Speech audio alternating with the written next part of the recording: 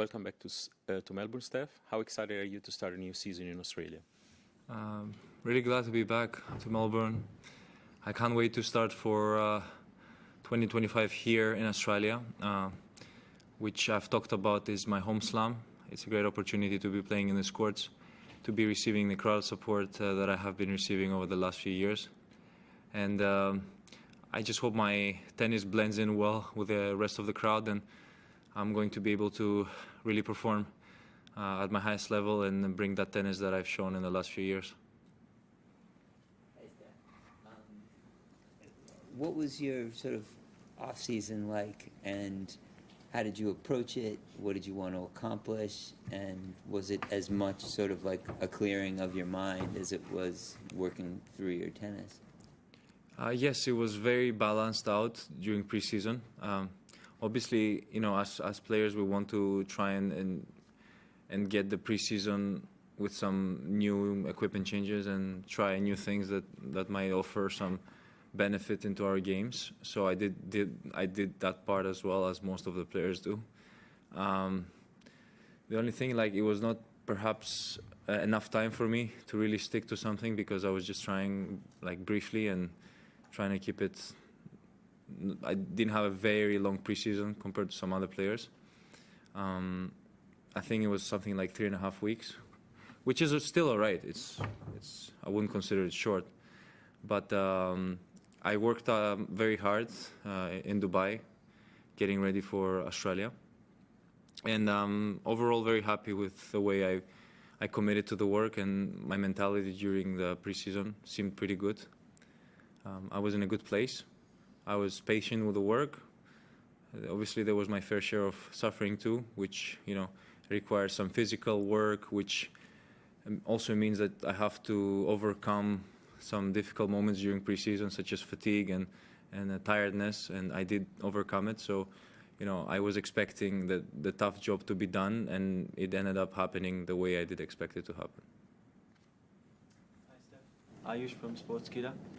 Zverev was here yesterday, and he talked about his father being a successful coach to him. He mentioned that his father takes a backseat when it's not tennis, when it's the off-court stuff. Given you have also worked, you trained under your father for the longest time, how much do you agree with Zverev's assessment of this? Of what? That, you know, if you're... Do you want me to comment on his relationship? No, your relationship with your father as a coach. Like okay. Yeah. Honestly, I couldn't have asked anything more from my father. He's been an exceptional coach, in my opinion. He's more than maxed out, but he was capable of maxing out as a coach. And I'm really grateful to him. I think he's a great human being, and for the sacrifices that he has put in over more than a decade, actually. I wanted to say over the last few years, but it's more than a decade. It's his entire life. He's been through a lot of stress.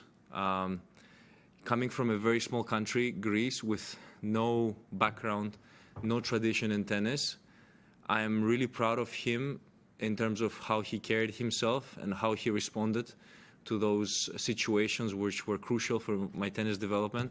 I really want to go back to those moments, because these were the ones that actually shaped me as a player. And these were the years that I had to show my true potential, and he was there to support it. I still believe, even up to this day, he's one of the best coaches in the world, and we still have a great relationship.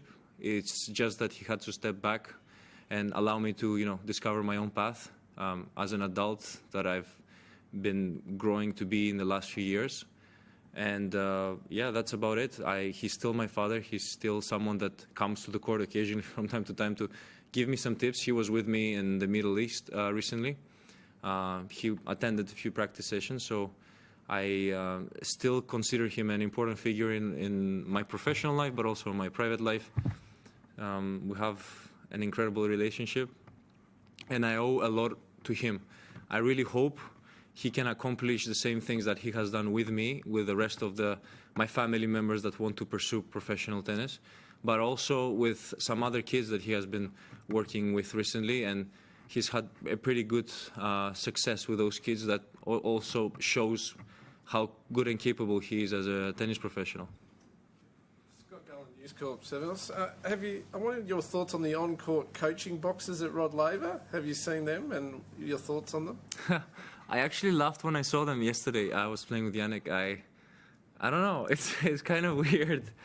They're close. It's weird. You know why it's weird? Because I see my coaches and some other team members in that particular box, and then the rest of them are upstairs, which I don't know. I'm not used to it, but I guess I will acclimatize at some point.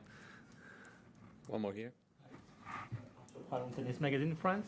I'm sure you're aware that the coaching on court has been adopted definitely now. I was just wondering, do you ever ask for tips, advice during matches, and have you ever seen a match Change by because of those tips? Yeah. If I've seen a match change because of tips, no, I haven't. Personally, I haven't.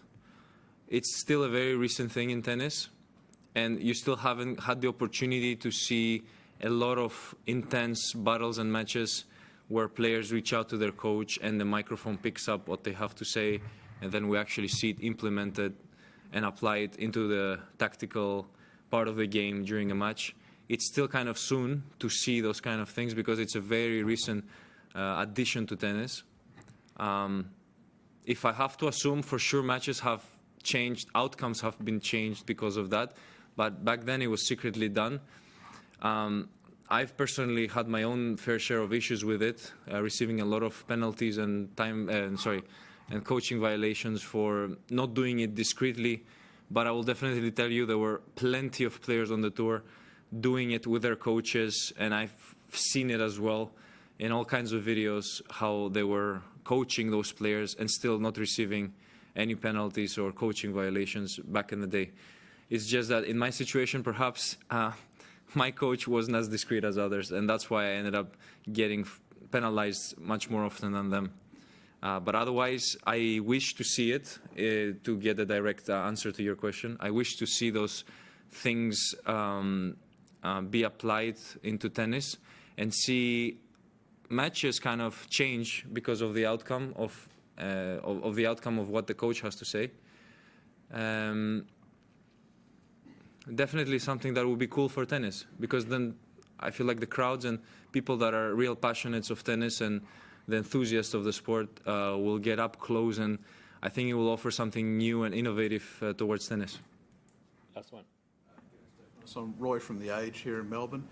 You mentioned this is your home slam. We know you've had some great runs in this tournament. Is it just the Greek fans here? What is it that makes the Australian Open and you click so well together? For sure, it's the Greek fans. The Greek community of Melbourne makes a big difference in terms of feeling on court. When I travel around the world and I play in different places, I have seemed to be connecting more with the European kind of vibe. Haven't had great success in the US. So traveling so far overseas and having that feeling of home allows me to feel good within my comfort zone. And I think that's also why my tennis kind of thrives and I feel better with my game. I obviously try and do the best that I can out on the court. So having that bit of an addition to my game where I know that I get rewarded and I get really supported in difficult moments by the fans and the crowd adds a little bit to my excitement.